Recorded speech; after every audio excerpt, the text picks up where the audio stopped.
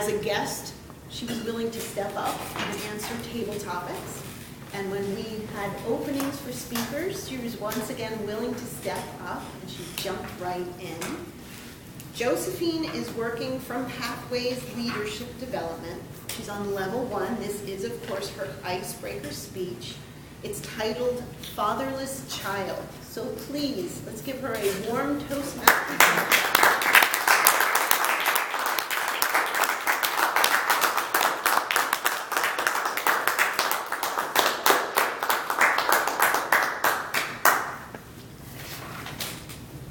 Good evening, fellow Toastmasters and guests. For those of you who don't know me, my name is Josephine Quinlan. I am shy of 18 years old, plus 38. I was born on the beautiful island of St. Croix in the sunny Caribbean, U.S. Virgin Islands. I want to thank Shirley Rowe for introducing me to Toastmasters. She's a member of Unity North Tampa where I work.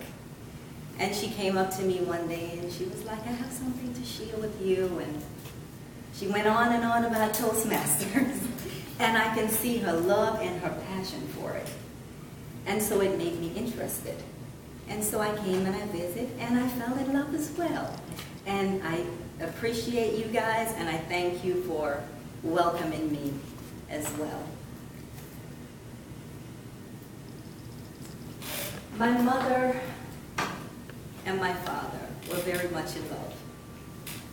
2 teenagers. Until one day, the United States government decided that we are going to deport all quote-unquote illegal immigrants.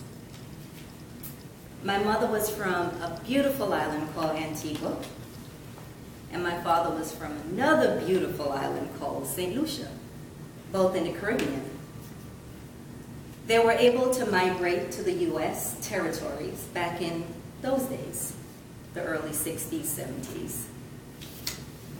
And so they met there, fell in love.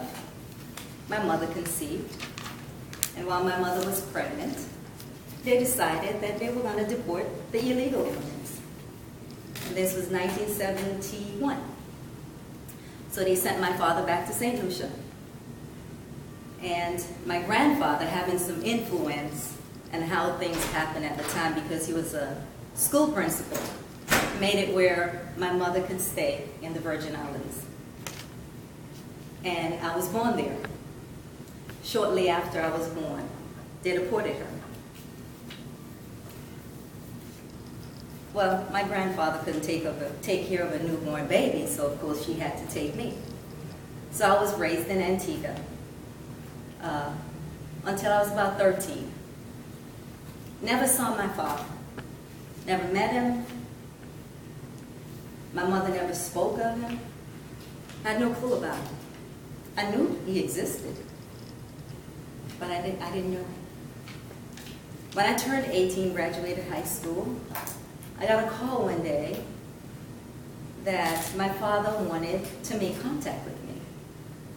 And so I got an address. He didn't have a phone. He got an address. We started communicating by mail. He sent me pictures of himself, my sisters and brothers that I had there, 6 other brothers and sisters on top of this 8 of us that my mother had at the time.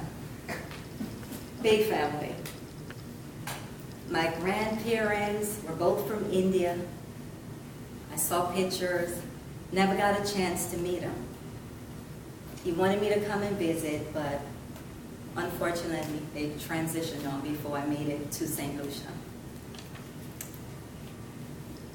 In 2016, we lost contact, by the way, because I was traveling a lot, all over the place. And we lost contact. And then in 2016, I got a phone call from a cousin, and she said, hey, your baby sister want to talk to you. My baby sister? My father. Papa was Rolling Stone. Still is. So I have an 18-year-old sister now in 2016, wanted to talk to me, wanted to meet me, her big sis. Mind you now, I'm the oldest child from my mother and my father. And we're talking about 13, 14 siblings involved. So I'm like, whoa, this is a big burden. I pray that I could maintain my equilibrium. So I talked to them. It was so exciting. I was so nervous. But I said, you know what? I'm going to take a trip to St. Lucia. So I planned a trip and went to St. Lucia to meet my father for the first time, 45 years. I grew up as a fatherless child, but in 2016, I found my dad. I met my dad for the first time, and it was the best experience ever.